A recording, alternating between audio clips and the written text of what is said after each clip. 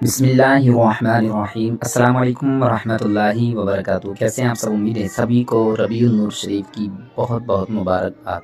अल्लाह ताला सबको माह रबीउन नूर शरीफ का सदका नसीब फरमाए।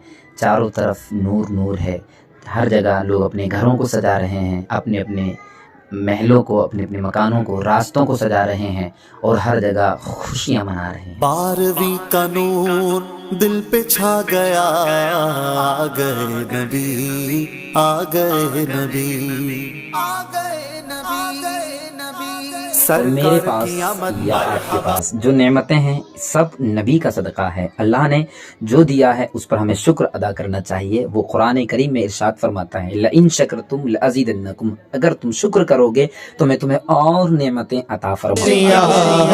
नूर से सजा अर्श की जाहिर सी बात है, शुक्र करने का हुक्म कुरान करीम में मिला है, हमें शुक्र करना है और जब शुक्र करते रहेंगे तो नेमतें बढ़ती रहेंगी। उस रब करीम ने हमें बेशुमार बरकतें अता फरमाई हैं।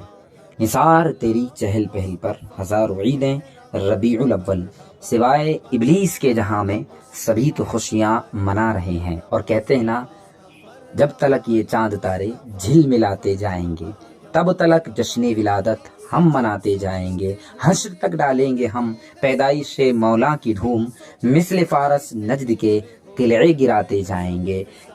आज 1-2-4 दिन नहीं, आने वाली रबीउन नूर शरीफ है, आप सबको मुबारक हो। लेकिन ये हम हश्र तक मनाते रहेंगे, हमारी नस्लें, हमारी औलादें मनाती रहेंगी। हम दुआ करते हैं मौला करीम हमारी औलादों नस्लों को भी आका का मीलाद मनाना नसीब पे छा गया, बोलो 12वीं का नूर दिल पे छा गया, आ गए नबी मेरे आखिरी।